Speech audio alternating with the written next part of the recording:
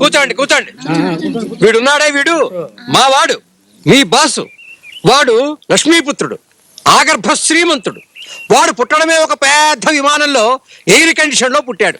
కోటికి పడగెత్తి బాబాయ్ అబ్బా పొగ నీడు చంపేస్తాడు. ఫ్రెండ్స్, నేను మా బాబాయ్ గారు చెప్పినట్టు పుట్టు గొప్పవాణ్ణి కాదు. పొట్ట చేత పట్టుకుని ఈ ఊరు వచ్చిన మామూలు మనిషిని, పేదవాణ్ణి. భగవంతుడి దయ, నా భార్య అదృష్టం, నా కష్టం, మీలాంటి వాళ్ళ స్నేహం సాయం, వీటి వల్ల కోటీశ్వరుని అయ్యాను. పెళ్లి కాగానే ఉద్యోగం వెతుక్కుంటూ నా భార్యతో వచ్చాను. ఉద్యోగం దొరకలేదు, ఇల్లు దొరకలేదు, దొరికినా డబ్బు లేదు. ఆ స్థితిలో అడుగో మా బాబాయ్ దేవుళ్ళ కనిపించాడు. స్టేషన్ యార్డ్లో ఒక మూలగా పడి ఉన్న పాత రైలు పెట్టిని చూపించాడు. 4 రోజులు ఇందులోనే ఉండు, ఎవ్వరూ ఏమీ అనర్లే అన్నాడు. 4 రోజులు అనుకున్నది 4 నెలలున్నాం. 4 రోజులు మస్తు, 10 రోజులు పస్తు. ఓ రోజు నా భార్య నాకు సలహా చెప్పింది. ఈ కూలీ నాలి పనులు ఇలాగే ఉంటాయి, శుభ్రంగా వ్యాపారం చేయండి, మనమే 10 మందికి పని ఇవ్వచ్చు అంది. ఆయన పకాలు నవ్వారు. సామె చెప్పినట్టుంది, తిండికి దిక్కులేదు వ్యాపారం ఎలా చేయను అన్నారు. ఆనాడు నాకు తెలియని వ్యాపార సూత్రాన్ని, ఈనాటికి నేను అనుసరించే సత్యాన్ని మా ఆవిడ 3 ముక్కల్లో సూటిగా నాకు చెప్పింది. వ్యాపారానికి పెద్ద పెట్టుబడి కాదు ముఖ్యం. అడవిలో ఉప్పు దొరకదు, అక్కడ ఉప్పు అమ్మితే లాభం. సముద్ర పొడ్డున చింతపండు అమ్మితే లాభం. ఈ 2 దొరికిన పట్టణాల్లో 2 కలిపి ఊరగా అమ్మితే లాభం అని చెప్పి పసుపు కుమ్మ మెళ్ళలో కట్టుకుని తీసిచ్చింది. ఆవిడ పుస్తలే నా కోట్లకు పునాది. నేనెవరినో, ఎక్కడ బయలుదేరానో మర్చిపోకుండా, మాయ కమ్మకుండా ఆనాటి ఆ రైలు పెట్టెను వేలంలో కొనుక్కున్నాను, ముస్తాబు చేసుకున్నాను. ఇదే నా అసలిల్లు, ఇదే నా గుడి, బడి, బతుకు పెట్టుబడి. ఈ పెట్టు ఒక్కటే పెట్టుబడి అంటే నేను ఒప్పుకోను సార్. ఈ అదృష్టం అంతా మీ భార్య గారిది. ఎడ్డమంటే తెడ్డమనకుండా ఆకుచాటు పిందెల అణిగి అందగించిన కేకే తమరు కవిత్వంలో పడిపోతున్నారు. అంటే మీ ఇద్దరి మధ్య ఎప్పుడు దేనికి తగాదాలు రాలేదా అండి? భలేదానివే, తగాదాలు లేని బతుకు పోపులేని చార్లా చప్పగా వస్తుంది. ఒకరికొకరు రబ్బర్ స్టాంప్లా ఉండకూడదంటారాయన. మాకు ఎన్నో గిల్లి గజ్జాలు, యుద్ధాలు, పెడమహాలు. ఓసారి ఏమైందంటే నేను సారీ, మీరేదో పండగ కదా అని సరదాకు వస్తే నేను శుద్ధి కొట్టేస్తున్నట్టున్నాను. అదేం లేదండి. చెప్పండి సార్ ప్లీజ్, ముహూర్తానికి ఇంకా చాలా టైం ఉంది. All right. 100 నుంచి లక్షలకు చేరిన రోజుల్లో ఓసారి పాత చీర ఏదైనా ఉంటే ఇవ్వండి అమ్మగారు అని పని మనిషి అడిగితే ఓ చీరిచ్చా. అది నాకు తెలియదు.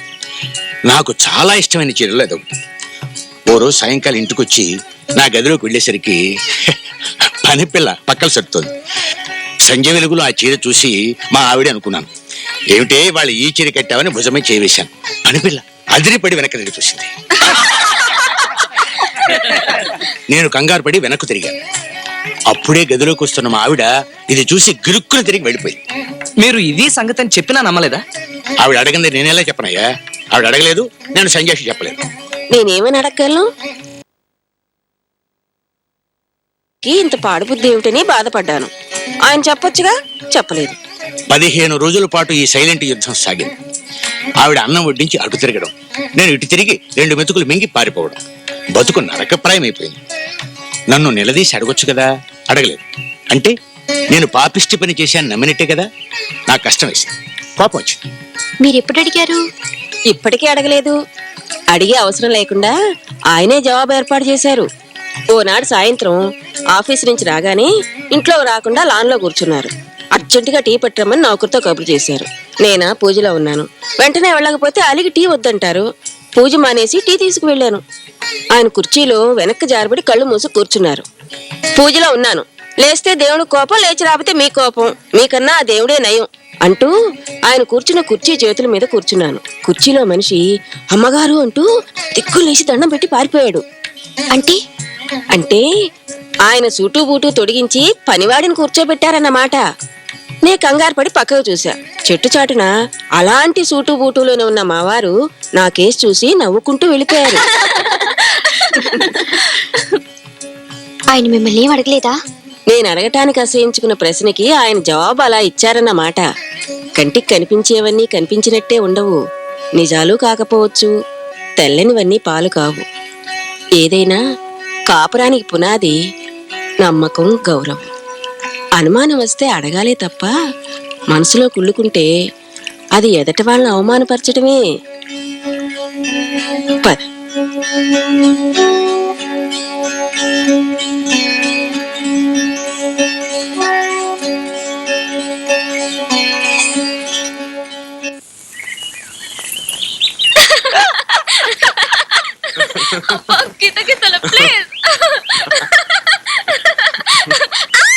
షటప్ బాస్కుట్టి.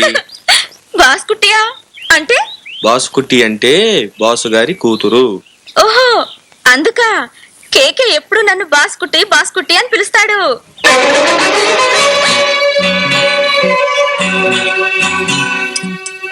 కాఫీలో పంచదార కలపడం ఇలాగన్నమాట.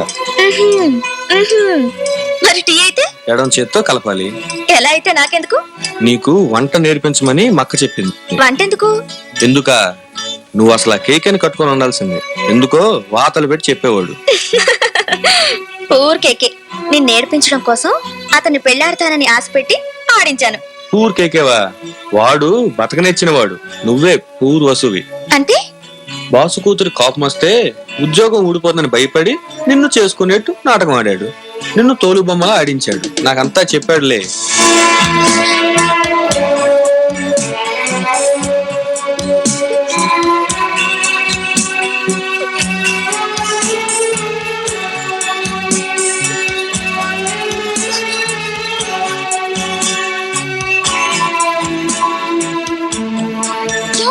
వస్తున్నా.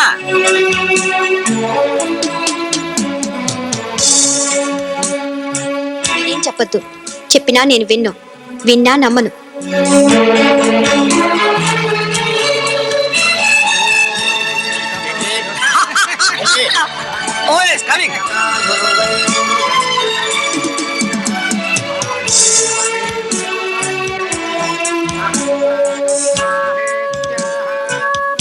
అలాగే సార్.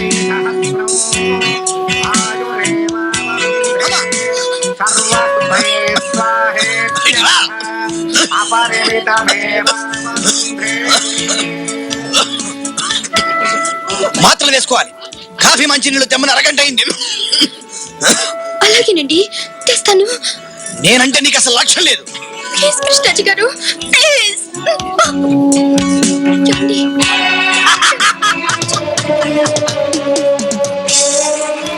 నేను కూడా సంజాషీలు ఉంటాయా? ఉంటాయి, ఉన్నాయి. ఉన్నా కానీ చెప్పను. ఎందుకో తెలుసు, అది వినవలసిన వాళ్ళకి వినే యోగ్యత పోయింది.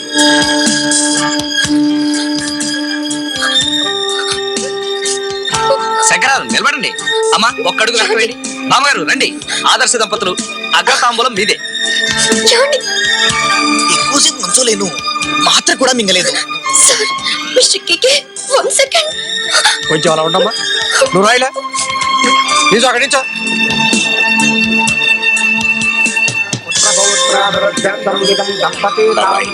అంతా విచారణ కాదు, దేవుడి దయ, అమ్మాయి చేసిన పూజలు.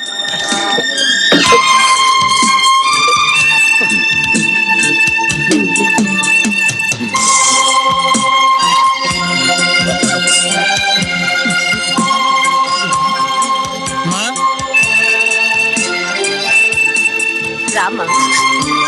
ముందుకు రండి. రామ్మా, వచ్చి తాంబూలం అందుకు.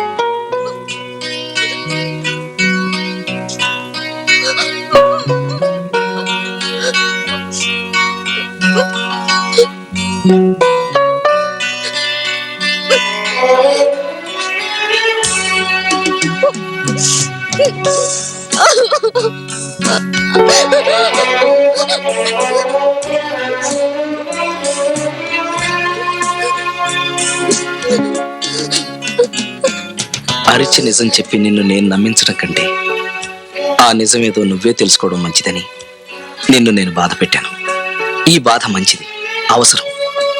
అగ్నిలో నీ మనసు శుద్ధమైపోయింది. నీ కన్నీరు నీ గుండెను కడిగి శుభ్రం చేసింది. ఇంకా కీడు కీనీడు కూడా మన మీద పడదు. ఇక నుంచి మన పెళ్లి పుస్తకంలో అన్ని మంచి పేజీలే. మన కథ మహా సరదాగా సాగిపోతుంది.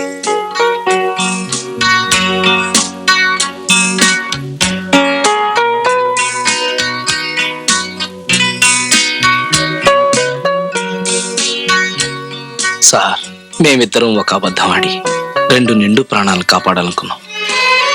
అగ్ని సాక్షిగా పెళ్లి చేసుకున్న భార్యాభర్తలు మీరిచ్చే పెద్ద జీతాలు కాసిపడి మొగుడు పెళ్ళాం కాదని అబద్ధం చెప్పాం. ఇప్పుడు మా పెళ్లికే గండం వచ్చింది.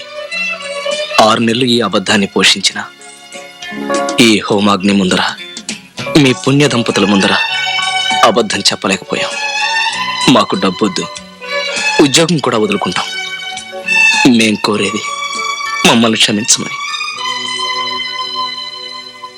నేను తెలిసే కాదు, తెలియక కూడా తప్పు చేయనని నాకు ధీమా, ఓ పొగరు. కానీ తప్పు చేశానని తెలిసాక మాత్రం బుకాయించను. సిగ్గు లేకుండా తప్పు చేశాను అని ఒప్పేసుకుంటాను. ఇప్పుడు ఒప్పుకుంటున్నాను. మీ బతుకులతో చెడుగుడాడినందుకు గాను నా తప్పుకు నేనే జరిమానా వేసుకుని మీకు 1,00,000 రూపాయలు ఫైన్గా చెల్లించుకుంటున్నాను. అమావాస్య. పెళ్ళంటే ఇలాంటి స్నేహం. స్నేహానికి పునాది నమ్మకం, గౌరవం. విడిపోవాలనుకున్నా వీలివ్వని గట్టి బంధం. మీరు కూడా ఇంత చక్కటి దంపతులుగా బతకాలి. తెలిసిందా? అవును, నీకు ఆ కీమోజీ కూడా ఎలా తెలుసు? నారాయణ